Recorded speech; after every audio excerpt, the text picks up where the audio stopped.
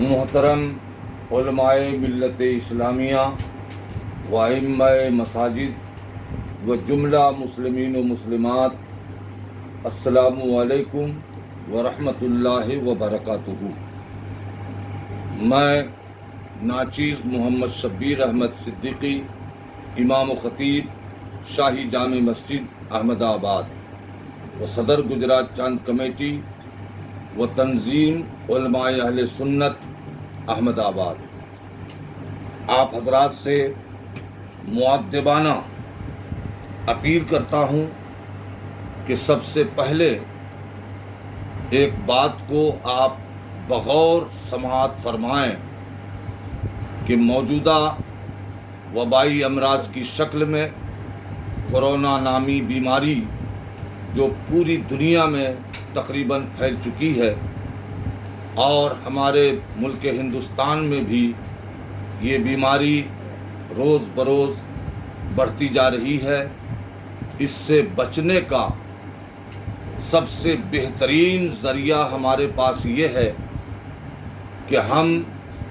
اپنے رب کے حضور سچے دل سے اپنے تمام گناہوں سے توبہ کریں اور استغفار پڑھیں، اس کے ساتھ ساتھ جس قدر بھی ہو سکے نیک عمل کی کوشش کریں، رزق حلال حاصل کریں اور حلال روزی حاصل کرنے کی دعا کریں۔ جب ہم تائب ہو کر اللہ کی بارگاہ میں یہ دعا کریں گے کہ پروردگار عالم، یہ وبائی بیماری جو پھیلی ہوئی ہے، اس وبائی امراض سے پوری دنیا کو نجات عطا فرما، بالخصوص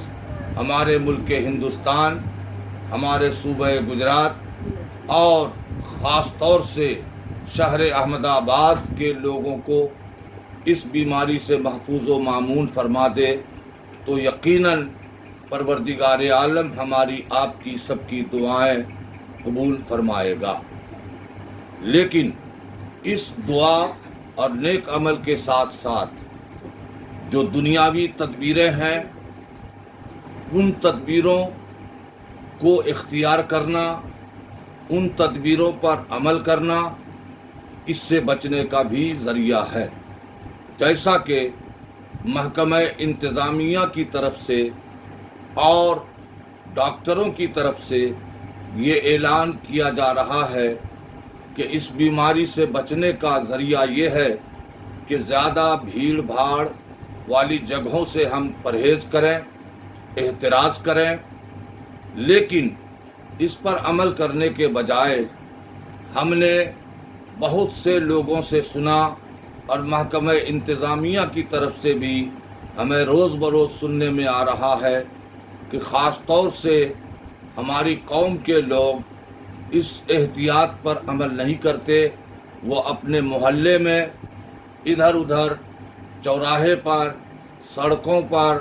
فٹ پاتھ پر مجمع جما کر بیٹھ جاتے ہیں، دنیاوی باتوں میں مشغول رہتے ہیں۔ تو ان سے میری مؤدبانہ گزارش ہے کہ برائے خدا و رسول، اگر آپ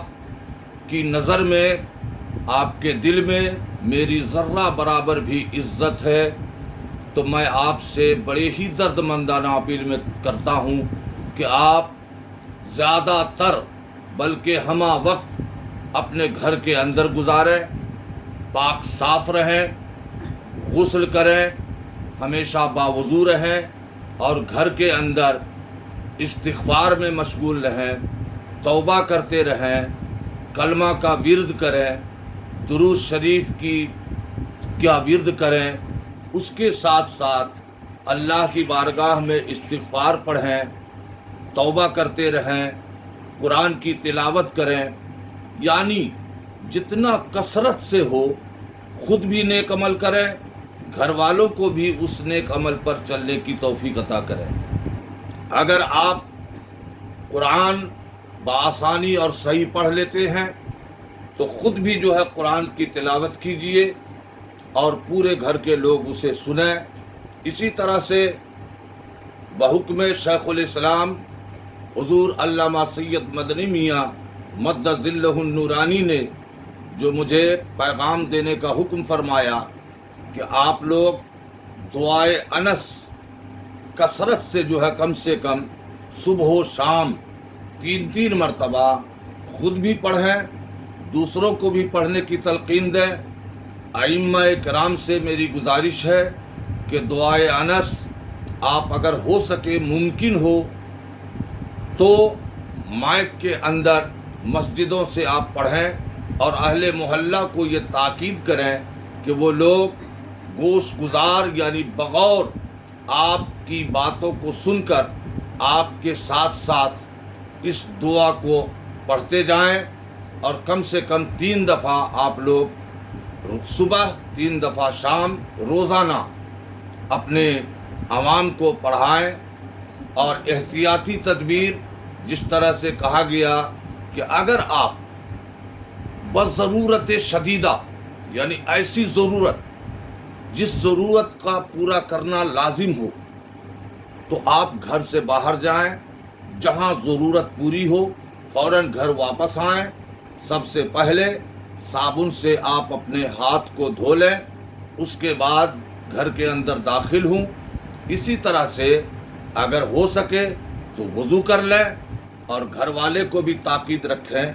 کہ جب جب وضو ٹوٹ جائے تو وہ فوراً وضو کر لیا کریں۔ کھانے کے لیے بیٹھیں تو آپ کھانے وقت ضرور ہاتھ دھوئیں، یہ سنت رسول بھی ہے، حکم نبی بھی ہے۔ اور کھانے سے پہلے اور ایسے بھی جس وقت ہو ایک مختصر سی دعا حضور شیخ الاسلام نے فرمایا کہ کم سے کم اتنا تو ہر آدمی پڑھ سکتے ہیں، بسم اللہ الذی لا یضر مع اسمہ شیء فی الارض ولا فی السماء وہو السمیع العلیم۔ پھر دوبارہ سماعت فرمائیں، بسم اللہ الذی لا یضر مع اسمہ شیء فی الارض ولا فی السماء وہو السمیع العلیم۔ اس دعا کا ورد جاری رکھیں، کھانے سے پہلے بھی پڑھنے کی عادت بنا لیں، اور پھر کھانے کے بعد بھی اچھی طرح سے آپ ہاتھ کو دھو لیں۔ یہ دنیاوی تدبیریں ہیں، اور اس میں بہت سی باتیں سنت بھی ہیں، جیسے کہ آج کل اطباء ڈاکٹر کہتے ہیں کہ ہاتھ دھونے سے یہ جراثیم ختم ہو جاتا ہے، تو سب سے بڑا فائدہ وضو میں ہمارے آپ کے لیے یہی ہے کہ جب جب ہم وضو کریں گے تو اس میں ہاتھ دھونا ہی ہوگا۔ اور اس طرح سے سنت رسول سنت صحابہ پر بھی عمل ہوگا، فرمان رسول پر بھی عمل ہوگا، اور دنیاوی اعتبار سے ہم احتیاط کے بھی کاربند ہو جائیں گے۔ لہٰذا آخر میں تمامی مسلمانوں سے خاص طور سے اپیل کرتا ہوں کہ آپ ادھر ادھر بلا ضرورت گھروں سے نہ نکلیں، اور اپنے محلے میں محفل اور مجمع جمع کر نہ بیٹھیں، اپنے بڑوں کی عزت کریں، بڑوں کا احترام کریں۔ ائمہ کرام جس عمل اور احتیاطی تدبیر کے لیے آپ سے کہیں، خدا و رسول کے واسطے آپ ان احتیاط و تدابیر پر عمل کریں۔ محکمہ انتظامیہ کے خلاف کوئی کام نہ کریں۔ ہم پر ضروری ہے کہ جس ملک میں ہم رہتے ہیں اس ملک کی قوانین کی پاسداری اور اس پر عمل کرنا بھی ہمارا اہم فریضہ ہے، اخلاقی ذمہ داری ہے۔ لہٰذا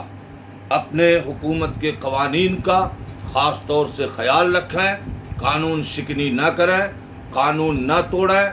پولیس کے مقابلے میں نہ آئیں بلکہ ان کی باتوں کو مانیں۔ بعض لوگوں کی زبان سے یہ سنا جاتا ہے کہ صاحب جو تقدیر میں ہوگا وہی ہوگا، اس میں کوئی شک نہیں کہ مرضی مولا کے خلاف ایک پتا نہیں ہل سکتا، لیکن آپ حضرات تقدیر کے مسئلے بہت گہرے مسائل ہیں، اس کی گہرائی تک آپ نہیں پہنچ سکتے۔ اللہ کے رسول صلی اللہ تعالیٰ علیہ وسلم نے تقدیر کے مسئلے میں بحث و مباحثہ کرنے سے منع فرمایا ہے، لیکن صرف تقدیر پر ہی بھروسہ کر لینا یہ عقل مندی نہیں ہے، خرد مندی نہیں ہے، بلکہ اللہ تعالیٰ نے آپ کو کچھ اختیارات بھی دیے ہیں اور تقدیر کی الگ الگ قسمیں ہیں جس کو آپ مکمل نہیں سمجھ سکتے، لیکن میں اتنا آپ سے عرض کروں گا کہ اس قسم کی باتیں اپنی زبان پر نہ لائیں۔ بچانے والا، حفاظت کرنے والا اللہ تبارک و تعالی ہے۔ یہ ہمارا آپ کا سب کا ایمان و عقیدہ ہے۔ میں دعا کرتا ہوں کہ اللہ تبارک و تعالی ہم سب کے عزت و ایمان کی حفاظت فرمائے، ایمان میں مضبوطی عطا فرمائے، اسلام پر مضبوطی سے عمل کرنے کی توفیق عطا فرمائے، اور ہمارے ملک، ہمارے صوبے کو ایسی مہلک بیماری سے محفوظ رکھے۔ ہم سب کو، ہم سب کے گھر والوں کو اللہ تبارک و تعالی موذی، مہلکات، بیماری اور وبا سے محفوظ و مامون رکھے۔ آمین ثم آمین۔ السلام علیکم ورحمۃ اللہ وبرکاتہ۔